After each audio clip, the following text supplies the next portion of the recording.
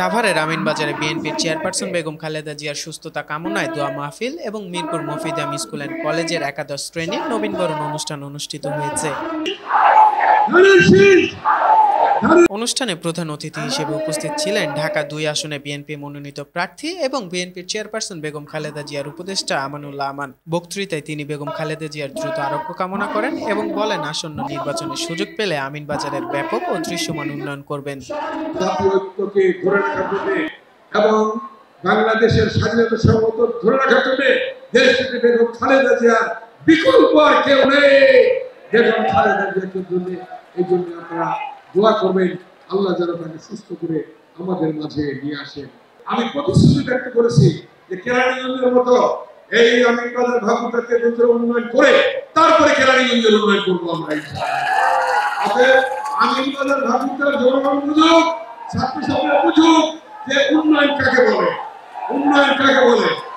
স্থানীয় বিএনপি নেতাকর্মীরা অনুষ্ঠানে উপস্থিত ছিলেন। তারা আমিনবাজার এলাকার বিভিন্ন সমস্যা তুলে ধরে আমানুল্লাহ আমানের প্রতি দাবি জানান নির্বাচিত হলে এসব সমস্যা দ্রুত সমাধানের উদ্যোগ নেওয়ার। নেতাকর্মীরা আশা প্রকাশ করেন যে আসন্ন নির্বাচনে আমানুল্লাহ আমান বিজয়ী হবেন।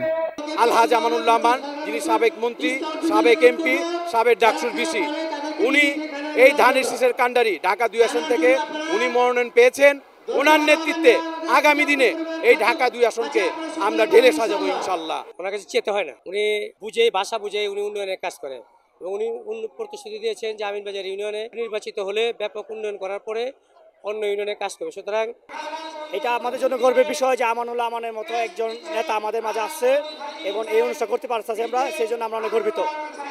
ওনার কাছ থেকে আমাদের আমিনবাজারবাসীর অনেক আশা, অনেক আকাঙ্ক্ষা, ইনশাল্লাহ উনি তা পূরণ করবেন।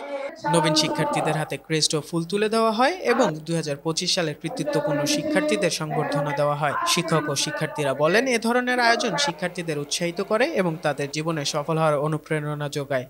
উনি যেহেতু সাবেক ডাকসুর ভিপি ছিলেন, ছাত্রছাত্রীদের ভিতরে একটা ইচ্ছা জাগবে যে আমরাও ওরকম হব, আমানুল্লাহ আমান হব। নেক্সট পরবর্তী যে স্টুডেন্টরা উৎসাহিত হবে ওরা যে নেক্সটে এই আমানুল্লাহ আমান আমাদের কলেজে আসবেন, তো নেক্সট স্টুডেন্টরা এটা ভাববে যে আমরাও ভালো একটা রেজাল্ট করলে ওনার হাত থেকে আমরা ক্রেস্ট পাবো। তো আমি মনে করি এভাবে ওরা উৎসাহিত হবে। আমাদের জন্য এটা খুবই ভালো একটা দিক। আমরা অনেক ভালো উৎসাহ পেলাম যাতে করে আগামী দিন আমরা এরকম ভালো করে পড়াশোনার করে এগিয়ে যেতে পারি এবং আমরাও যাতে এভাবে ক্রেস্ট নিতে পারি। তবে বেগম খালেদা জিয়ার সংকটাপন্ন শারীরিক অবস্থার কারণে অনুষ্ঠানটি সংক্ষিপ্ত করা হয় এবং সাংস্কৃতিক পর্ব স্থগিত রাখা হয়। এদিকে আসন্ন জাতীয় নির্বাচনকে সামনে রেখে আমিনবাজার সহ বিভিন্ন এলাকায় জমে উঠেছে নির্বাচনমুখী কার্যক্রম। প্রার্থীরা ব্যস্ত নানা প্রচারণা আয়োজন নিয়ে। এলাকাবাসীর প্রত্যাশা সুষ্ঠু নির্বাচনের মাধ্যমে জনগণের সরকার প্রতিষ্ঠা এবং এলাকার সামগ্রিক উন্নয়ন। মইনুল ইসলাম, চেষ্টা টিভি, ঢাকা।